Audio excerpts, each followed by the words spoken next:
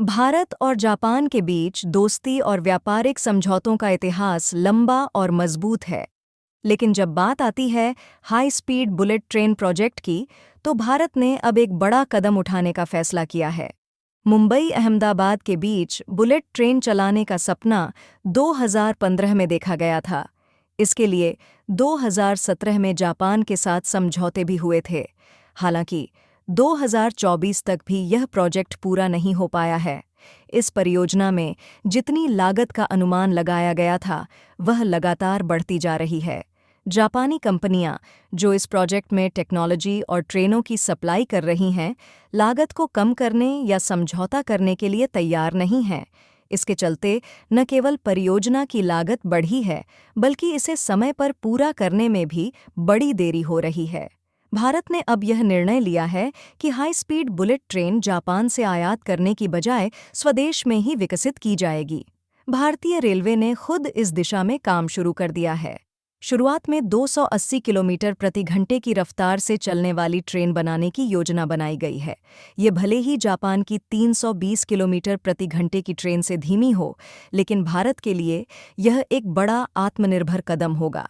भारतीय रेलवे ने यह भी घोषणा की है कि नई हाई स्पीड ट्रेनों में स्वदेशी सुरक्षा तकनीक, जिसे कवच 5.0 के नाम से जाना जा रहा है, का इस्तेमाल किया जाएगा।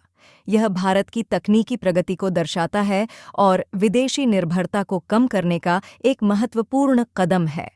यह निर्णय जापान के साथ भारत के व्यापारिक रिश्तों को प्रभावित कर सकता है, लेकिन भारत ने साफ कर दिया है कि इस कदम का मकसद परियोजना को तेजी से और कम लागत में पूरा करना है।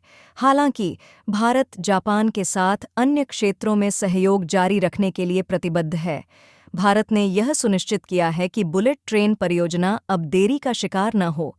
स्वदेशी निर्माण से न केवल लागत में कमी आएगी, बल्कि रोजगार के नए अवसर भी पैदा होंगे। यह कदम आत्मनिर्भर भारत अभियान की दिशा में एक और मील का पत्थर साबित होगा। भारत का यह निर्णय दिखाता है कि तकनीकी और व्यापारिक सहयोग के बीच एक संतुलन बनाना कितना जरूरी है। स्वदेशी निर्माण न केवल आत्मनिर्भरता को बढ़ावा देता है, बल्कि भारत को वैश्विक स्तर पर एक मजबूत खिलाड़ी के रूप में भी स्थापित करता है। भारत में बुलेट ट्रेन का सपना अब अपने शुरुआती चरण से आगे बढ़कर एक नई दिशा में प्रवेश कर चुका है। जहां एक समय भारत जापान पर इस परियोजना के लिए निर्भर था, वहीं अब देश ने स्वदेशी तकनीक और निर्माण को प्राथमिकता देने का निर्णय लिया है। भारत में बुलेट ट्रेन परियोजना के लिए एक अहम कदम गुजरात के सूरत के पास किम शहर में उठाया गया है, जहां हाल ही में एक नई ट्रैक स्लैब मैन्युफैक्चरिंग यूनिट स्थापित की गई है। ट्रैक स्लैब, जो विशेष रूप से बुलेट ट्रेन के लिए बनाए गए कंक्रीट के आधार हैं, ट्रेन के संचालन के लिए बेहद ज़रूरी हैं। ये स्लैब ट्रैक की स्थिरता और ट्रेन की उच्च गति को बनाए रखने में मदद करते हैं। शुरुआत में इन स्लैब्स के कंपोनेंट जापान से आयात किए जाते थे, लेकिन अब उनकी पूरी मैन्युफैक्चरिंग भारत में ही की जा रही है। इससे न केवल आयात पर निर्भरता कम हुई है, बल्कि प्रोडक्शन की गति भी तेज हो गई है। गुजरात के आनंद और किम शहर में 2 बड़ी मैन्युफैक्चरिंग यूनिट्स स्थापित की गई हैं, जो इस परियोजना को समय पर पूरा करने में मदद कर रही हैं। अब तक करीब 9,000 ट्रैक स्लैब्स का निर्माण पूरा हो चुका है। यह मैन्युफैक्चरिंग यूनिट्स देश की बढ़ती ज़रूरतों को पूरा करने के लिए दिन-रात काम कर रही हैं।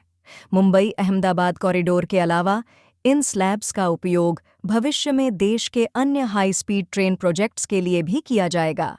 प्रारंभ में 280 किलोमीटर प्रति घंटे की गति से चलने वाली ट्रेनों के निर्माण की योजना है, लेकिन आने वाले वर्षों में इस गति को बढ़ाकर जापान की बुलेट ट्रेन की स्पीड को भी पीछे छोड़ने की तैयारी हो रही है। भारत न केवल बुलेट ट्रेन चलाने, बल्कि उसकी तकनीक को निर्यात करने की ओर भी कदम बढ़ा रहा है।